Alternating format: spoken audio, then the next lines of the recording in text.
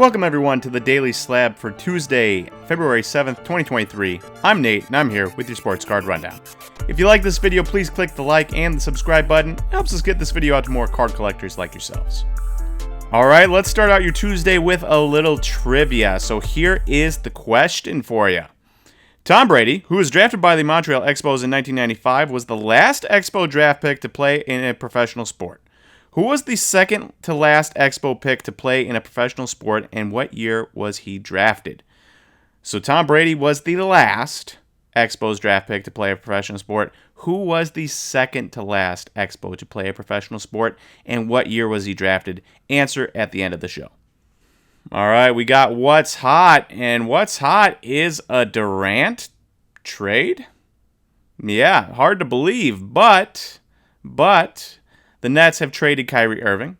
They've traded James Harden, and Kevin Durant, who thought he was going to be playing with fellow superstars, is now playing with Ben Simmons and Spencer Dinwiddie, if Spencer Dinwiddie doesn't get traded himself.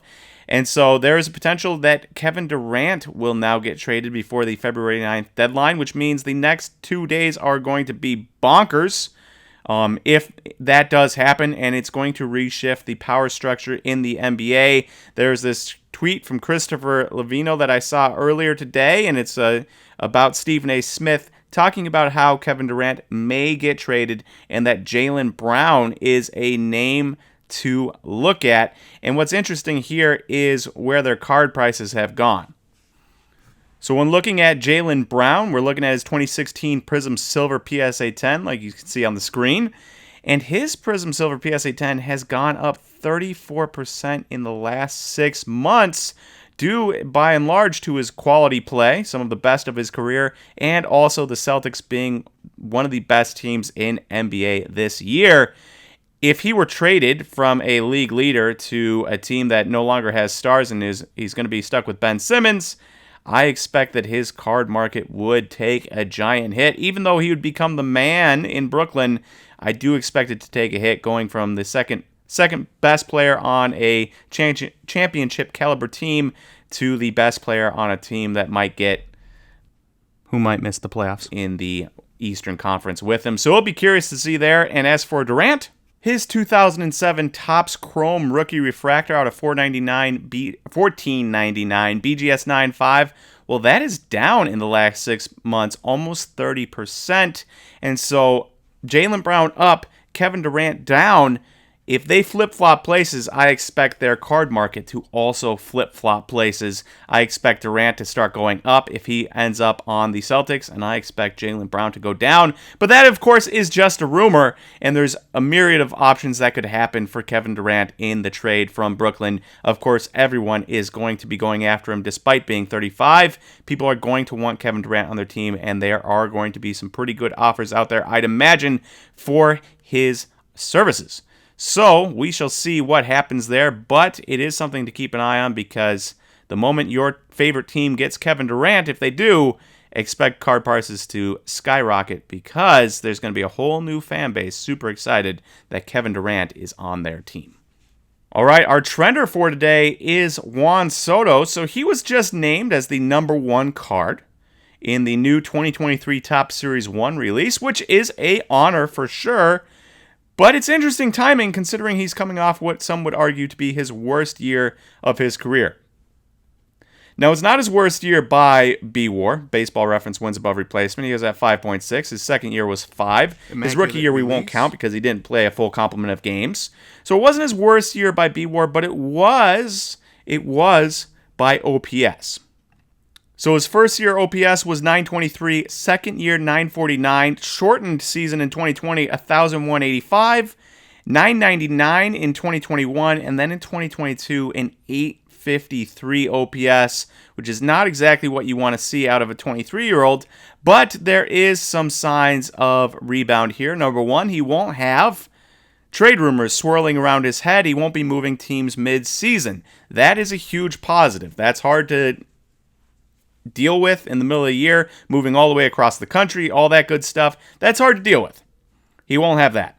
Number two, he has one of the best lineups in baseball around him. When Tatis is healthy and unsuspended, you add him and Machado and Xander Bogaerts together with Juan Soto, that makes probably the best 1 through 4 hitting group in the league, and Soto has all of that protection around him to be able to get more pitches to hit and to be able to be more selective in which pitches he chooses to swing at.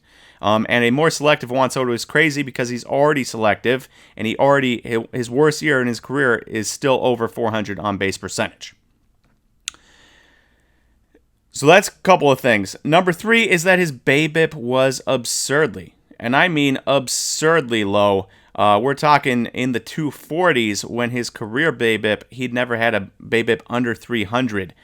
Before that point, that screams a lot of bad luck. Now, some of that is because his line drive rates lowered and his fly ball rates raised, along with his exit velocity lowering from his career averages. So you'll get, not hitting the ball on the line, hitting the ball in the air, and not hitting the ball as hard is not a good recipe for success. That's not exactly what you want to see. So if he can switch that around, get the exit velocities back up, and he's only 24, and get the line drive rate back up so he's hitting into less fly balls, I expect a big rebound, along with luck, a big rebound from Juan Soto. And so for me, this trender right here, obviously a lot of cards are down in 2022, 2023. But this screams buy for me because Juan Soto is a premium talent. Again, he is only 24 years old. He hasn't hit his prime, and he won't hit his prime for another 3 years until he's 27. And so you can see this card right here has gone down $637 in the last year, and it is down 54% in that year. That is a pretty good buying opportunity, despite what the rest of the market has done. And yes, the market has fallen, so maybe it's not technically a 54% drop. Maybe you could consider it a 22% drop or something, whatever you want. But it does feel like a pretty good buy because I do think Juan Soto is significantly better than what he showed last year, and I do expect him to bounce back in a big way. And for that reason, Juan Soto is our trender of the day. All right, time for the trivia answer, and the answer is, or the question is this: besides Tom Brady, who just retired at the age of 45, he was the last Expos draft pick, the Montreal Expos draft pick, to be a professional athlete. Who was the second to last athlete to retire that was a draft pick by the Montreal Expos? And the answer is Ian Desmond, who was drafted in 2004, last played with the Rockies in 2019. So Ian Desmond, who last played with the Rockies in 2019, was the second to last draft pick, and then you have Tom Brady, who is still playing in the year 2023. How crazy is that?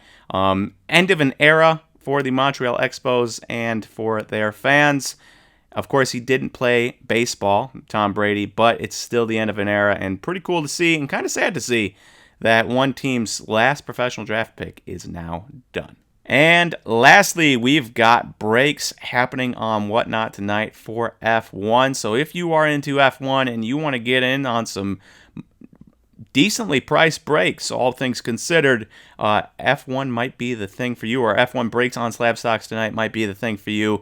You can find it on the SlabStox page, and if you don't want to wait, for auctions, you can buy in on teams now.